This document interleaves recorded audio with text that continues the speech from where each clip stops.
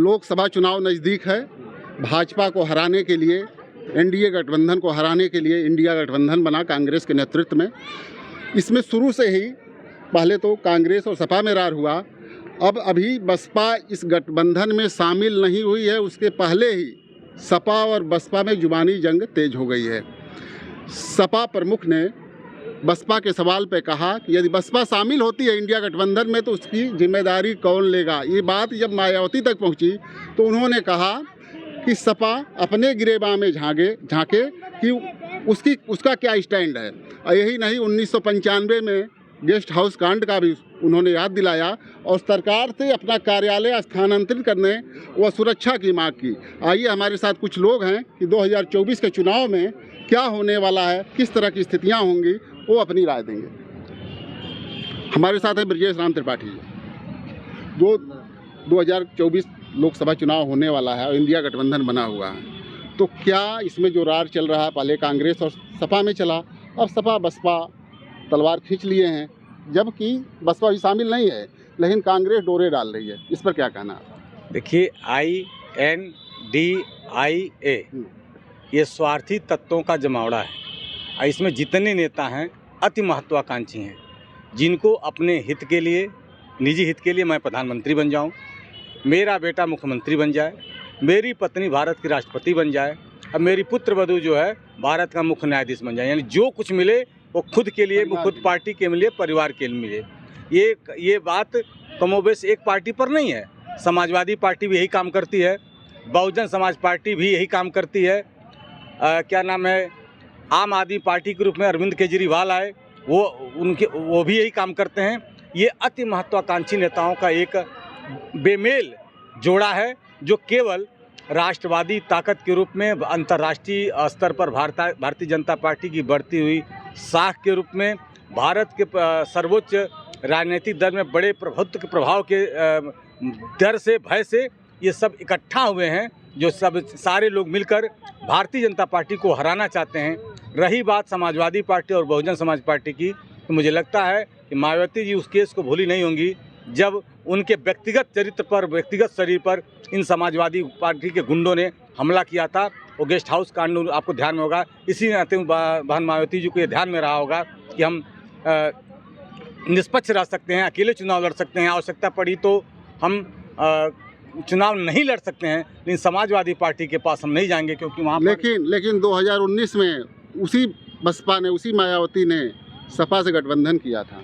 मैंने कहा, सब मेरी बात जब शुरू हुई तब मैंने कहा कि स्वार्थी तत्वों का जमावड़ा है। अपने हित के लिए, जैसे उनको लगता है कि 2 पार्टी 3 दल, 2 पार्टी, जैसे अब मायावती, आप उनका देखिए, नीतीश कुमार के देखिए, नीतीश कुमार को लालू को हटा कर नीतीश कुमार आए और नीतीश कुमार के साथ लालू का बेटा जाकर मिल गया। क्या माजरा है? माजरा इतना ही है कि बिहार का किसी तरह से हमको सत्ता मिल जाए और नीतीश को लगता है मैं देश का प्रधानमंत्री बन जाऊं, तुम बिहार को लूटो, मैं देश को लूटूं। इस नाते INDIA का जो गठबंधन है बेमेल, तो आप स्वार्थी तत्वों का जमावड़ा है। आपका कहना है कि स्वार्थी तत्वों का जमावड़ा है। आपका क्या नाम है? सर, मेरा नाम सर्वेश भट्ट है। तो जो ये सपा बसपा में जो रार चल रही है, इंडिया गठबंधन में बसपा शामिल होने के लिए कांग्रेस प्रयास कर रही है, इस पर क्या कहना है आपका? सर देखिए, कहने के लिए कुछ बचा ही नहीं इन दोनों के लिए। जो आजकल गठबंधन हो रहा है वो सिर्फ वो फ़ायदे गठबंधन और मुझे आपसे फ़ायदा है, मैं आपके साथ मिलूंगा, रहूँगा, फ़ायदा हमारा निकला, आप किनारे मैं किनारे, वही चीज़ इंडिया का है। वो अकेले कोई मोदी को हटा नहीं पा रहा है, बीजेपी सरकार को हटा नहीं पा रहा है, क्योंकि उनके पास ना विज़न है ना कोई प्लान आगे के लिए। इनका बस एक ही विज़न है, एक ही प्लान है कि मुझे सत्ता मिले, मुझे पैसा मिले, मेरे बच्चे मलाई काटे, इसके अलावा कोई विज़न नहीं है। रही बात सपा बसपा की गठबंधन, एक बार गठबंधन हो चुका था, इन दोनों लोग क्या हश्र आप जानते ही हैं। इस डर से शायद मैं दोबारा गठबंधन ना कर रही हूँ कि कहीं फिर इससे ही बुरी हालत ना हो जाए।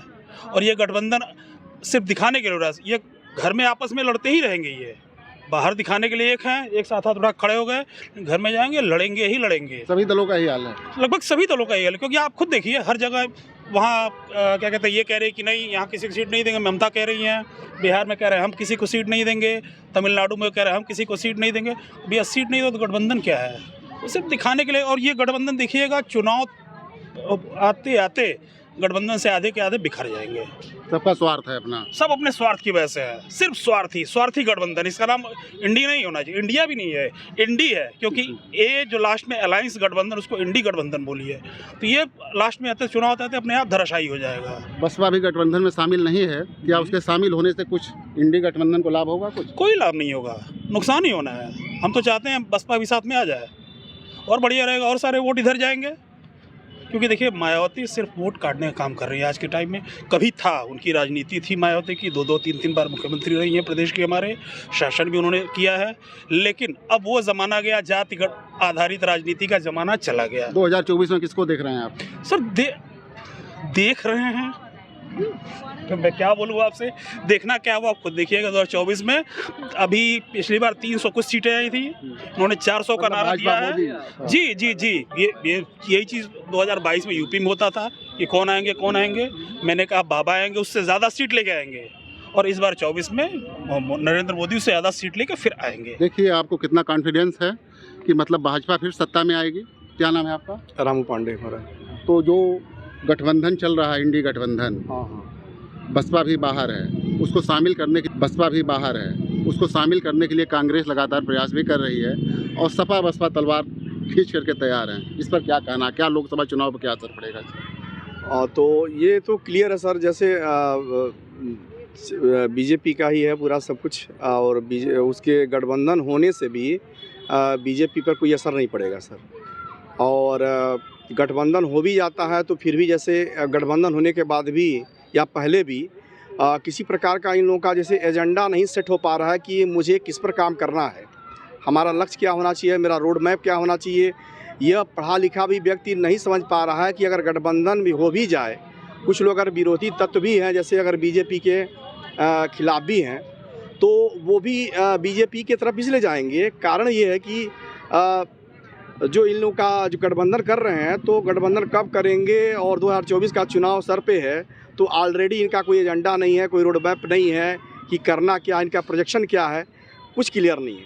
मतलब ये लोग अपने में कन्फ्यूजन। जी, तो पढ़ा लिखा वर्ग भी जो मोदी के खिलाफ भी है, वो भी मोदी को ही वोट देगा, क्योंकि क्लियर नहीं है कि हम जाएं किधर।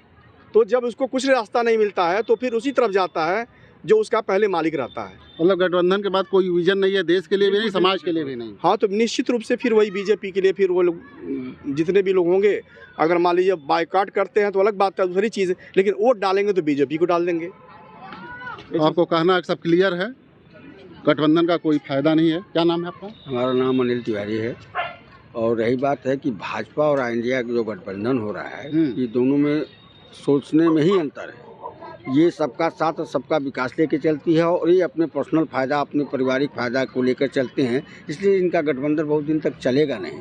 आपका कहना है कि स्वार्थी गठबंधन है, और स्वार्थ की एक सीमा होती है, और सब सीमा पार कर जाते हैं जब अपने ऊपर आता है। इनको प्रधानमंत्री की कुर्सी चाहिए, इनको सब कुछ चाहिए, और ये चीज़ हमारे भाजपा में नहीं है। इसलिए भाजपा जो है ये सबका साथ और सबका विकास लेकर चलती है, इसलिए इसको कोई हरा नहीं सकता है। आपका कहना है कि भाजपा की सोच सबका साथ सबका विकास है, इस नाते जनता उसी के पक्ष में है। अखिलेश ओझा जी, आप बताएं क्या गठबंधन? देखिए, इंडिया गठबंधन में मायावती जी की जो शंकाएं हैं सपा को लेकर के, वो कोई निर्मूल नहीं है। अतीत में जो उनके साथ व्यवहार हुआ है उससे मायावती जी अभी भी आशंकित हैं, और यद्यपि उन्होंने बीच में एक बार सपा के साथ गेस्ट हाउस कांड की बात कर रहे हैं। हाँ, मैं उसी घटना की बात कर रहा हूँ।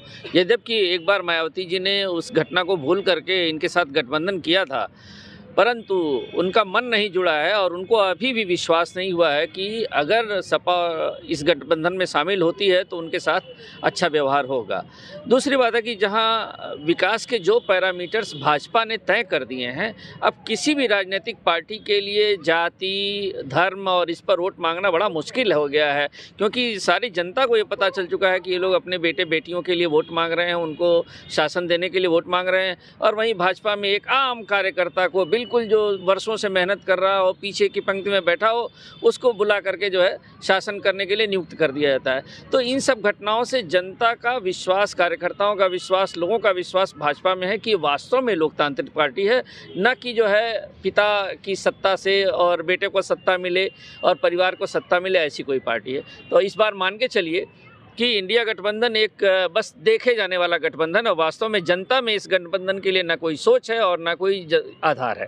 Thank you. आपका कहना है कि बसपा अभी भी 1995 के गेस्ट हाउस कांड को नहीं भूल पाई है और जो इंडिया गठबंधन बना भी है उसमें कोई विचारधारा नहीं है, कोई विजन नहीं है, न देश के लिए न समाज के लिए। और भाजपा की सोच सबका साथ सबका विकास का है। 2024 के चुनाव में भाजपा सरकार फिर सत्ता में आएगी और ये गठबंधन जो है ये चुनाव के बाद फिर बिखर जाएगा। कैमरामैन अरशद खान के साथ डॉक्टर सिंधु कुमार मिश्रा, TV9 गोरखपुर।